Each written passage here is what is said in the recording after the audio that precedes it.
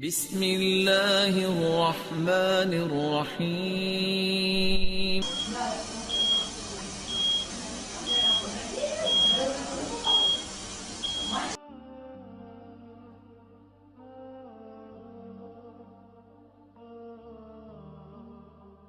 قیامت میں دجال ظاہر ہوگا، اسے اللہ نے طاقتیں دی ہوں گی، بہت ساری قوتیں دی ہوں گی، زندہ کو مار دے گا اور مردے کو زندہ کر دے گا، اور وہ یہودیوں کی مدد کے لیے آئے گا۔ اس کی مدد کے لیے اسرائیل کی۔ عجیب بات ہے کہ آج یہودی بھی دجال کا ہم سے زیادہ انتظار کر رہے ہیں۔ وہ اسے یہودیوں کے لیے نجات دہندہ سمجھتے ہیں، کیونکہ ان کی کتابوں میں پیش گوئیاں ہیں۔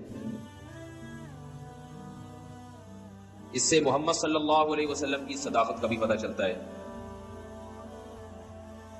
کہ آپ صلی اللہ علیہ وسلم کی پیش گوئیاں ایسی پیش گوئیاں بھی ہیں جن کو غیر مسلم بھی تسلیم کرتے ہیں۔ اللہ نے پچھلے پیغمبروں کو اس کا وقت نہیں بتایا تھا کہ وہ کب ظاہر ہوگا، اس لیے حدیث میں آتا ہر پیغمبر نے اپنی امت کو اس سے ڈرایا ہے، اس کے فتنے سے بچنے کا حکم دیا ہے۔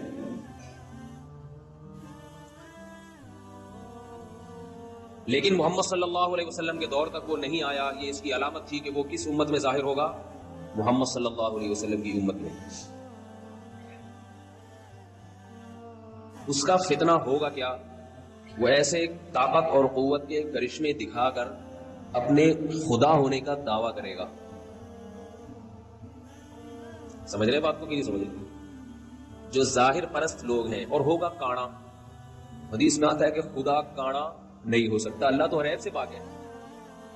یہ عجیب بات آپ کو بتاؤں کہ جو گمراہ لوگ ہوتے ہیں وہ کسی کی ایک صفت کو دیکھتے ہیں، اس کے ہزاروں عیوب کو نہیں دیکھتے۔ تو دجال کے طاقت اور قوت کو لوگ دیکھیں گے، لیکن اس کے عاجزی کو، اس کے کاڑے ہونے کو نہیں دیکھیں گے لوگ۔ کتنا بڑا عیب ہے تجھ میں۔ آپ نے فرمایا کہ تمہارا رب کاڑا نہیں ہو سکتا، اور اس کی پیشانی پر واضح لفظوں میں کافر لکھا ہوا ہوگا۔ کافر، یہ بھی علامت ہوگی کہ جھوٹا ہے، کذاب ہے۔ لیکن ظاہر پرست لوگ اس کی طاقت کو دیکھ کر اس پر ایمان لائیں گے۔ حدیث میں آتا ہے اس کے ایک طرف آگ ہوگی اور ایک طرف باغ ہوگا۔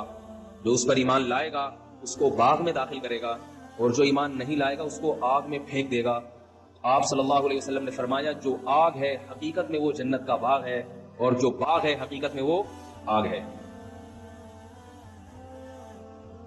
آپ صلی اللہ علیہ وسلم نے فرمایا جمعہ کے دن سورہ کہف پڑھنے والا دجال کے فتنے سے محفوظ رہے گا۔ دجال آئے گا کیوں؟ یہودیوں کی مدد کے لیے۔ کس دور میں آئے گا؟ جس دور میں حضرت مہدی ظاہر ہوں گے۔ سمجھ رہے نہیں سمجھ رہے بات؟ اور دجال کو قتل کون کرے گا؟ مسلمانوں میں طاقت نہیں ہوگی دجال کو قتل کرنے کی، اس کی طاقت اور قوت کی بنا پر۔ آپ صلی اللہ علیہ وسلم نے فرمایا، روایات میں آتا ہے عصر کی نماز کا وقت ہوگا، حضرت مہدی شام میں، جہاں آج بڑی لڑائیاں ہو رہی ہیں، اللہ تعالیٰ مسلمانوں کی مدد فرمائے، شام کی مسجد میں دمشق میں حضرت امام مہدی وہ امامت کے لیے عصر کی نماز میں کھڑے ہوں گے مصلی پر۔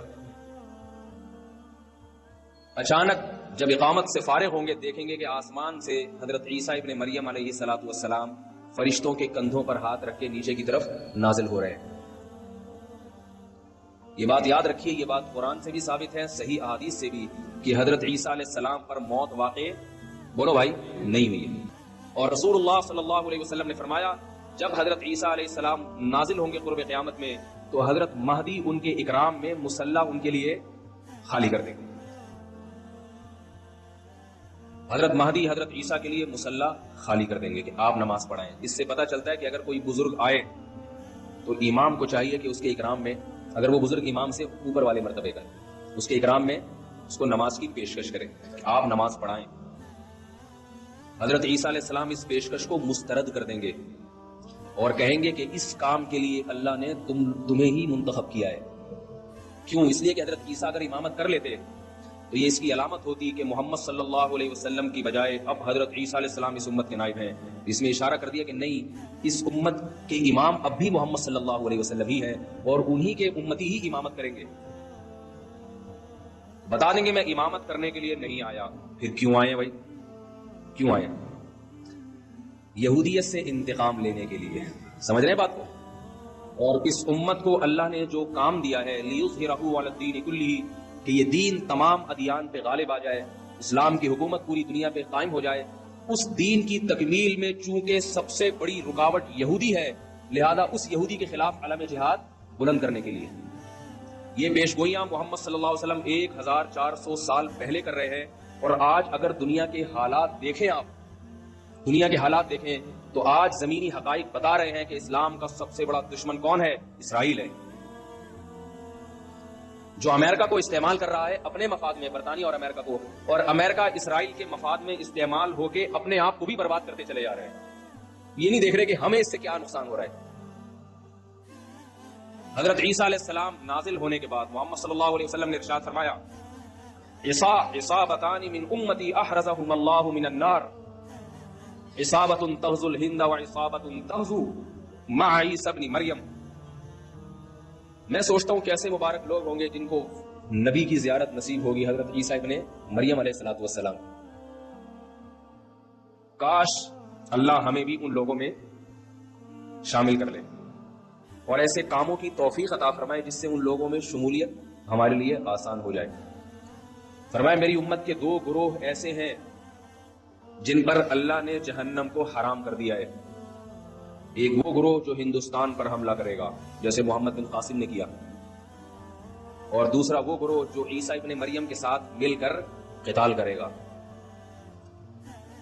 جہاد کے مخالف لوگوں کو اپنے نظریے پر غور کرنا چاہیے. ایسا نہ ہو جہاد کی مخالفت آپ کو اندھا کر دے اور آپ اسلامی تعلیمات سے پیچھے ہٹ جائیں. اللہ نے جو کچھ جہاد سے محبت کرنے والوں کے لیے، جو کچھ اللہ نے اس دنیا میں اور آخرت میں رکھا ہے، وہ مخالفت کرنے والوں کے لیے نہیں رکھا. حضرت عیسیٰ علیہ السلام نازل ہو کر جہاد کریں گے، اور حدیث میں آتا ہے کہ دجال کو قتل کریں گے. یہی وہ دور ہوگا جس میں یاجوج ماجوج ایک مخلوق ہے جس کا قرآن مجید میں تذکرہ ہے. بہت بڑی مخلوق ہے، بہت کثرت سے ہے.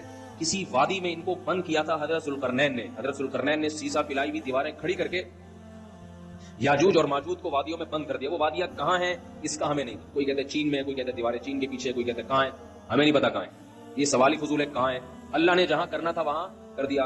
حدیث میں آتا ہے جب یاجوج ماجوج اتنی کثرت سے اہل اسلام کو، انسانوں کو قتل کریں گے، حضرت عیسیٰ علیہ السلام بھی ان کے قتل کرنے سے عاجز آ جائیں گے. اللہ سے دعا مانگیں گے، اللہ سے دعا مانگیں تو اللہ ان کی دعا کو قبول کرے گا اور یاجوج ماجوج کو ہلاک کرے گا. اتنے کثرت سے ہلاک ہوں گے کہ زمین انسانی لاشوں کے تعفن سے بدبودار ہو جائے گی. اللہ آسمان سے بارشیں برسائیں گے اور ان کی لاشوں کو بہا کے سمندروں میں، دریاؤں میں پھینک دیں گے، جس سے زمین پاک صاف ہو جائے گی. اور پھر اسلام کی مخالفت کرنے والا اس روئے زمین پر کوئی بھی نہیں بچے گا. محمد صلی اللہ علیہ وسلم نے ارشاد فرمایا کہ اس وقت حضرت عیسیٰ ابن مریم زمین کو ایسا انصاف سے بھر دیں گے، خنزیر کا خاتمہ کریں گے، سور کی نسل ختم کر دیں گے تاکہ کوئی سور کا گوشت اپنے پیٹ میں دوبارہ نہ اتار سکے. جو مسلمان یورپ میں رہتے ہیں اور وہ کہتے ہیں ہم سے خوراک ہمیں یہاں ملتا ہی سور کا گوشت ہے اور سور کے گوشت کے کوفتے بنا بنا کے کھا رہے ہیں، ان کو میں یہ اللہ کا واسطہ دے کے کہتا ہوں کہ دیکھو سور اتنی گندی اور اتنی ناپاک چیز ہے کہ اللہ نے اس کی نسل کے خاتمے کے لیے ایک پیغمبر کا انتخاب کیا کہ اس کی نسل ختم کر دے. وہ اگر اس کے کھانے کی کچھ بھی گنجائش ہوتی تو حضرت عیسیٰ کی ذمہ داریوں میں سے یہ ذمہ داری نہ ہوتی کہ سور کی نسل کا خاتمہ کر دیں گے. حدیث میں آتا ہے، آخری بات کر کے بات ختم کرتا ہوں تاکہ نشانیاں مکمل ہو جائیں. رسول اللہ صلی اللہ علیہ وسلم نے فرمایا زمین کو عدل سے بھر دیں گے، انصاف سے. اور جب زمین پر اللہ کی عبادت کثرت سے ہوگی، زمین زنا سے، بدکاری سے، چوری سے، رشوت سے، پوری روئے زمین پاک ہو جائے گی تو اس کی برکتیں اللہ آسمان سے اللہ کی طرف سے برکتیں کھلیں گی. جس زمین پر گناہ ہوتے ہیں اس زمین میں رزق کی برکت کو ختم کر لیا جاتا ہے.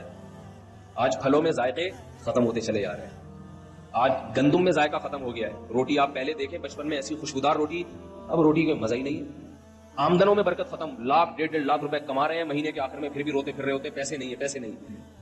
تو محمد صلی اللہ علیہ وسلم نے فرمایا جب زمین میں تقویٰ ہوگا اور اللہ کی عبادت ہوگی تو اللہ اپنی برکتیں کھول دیں گے.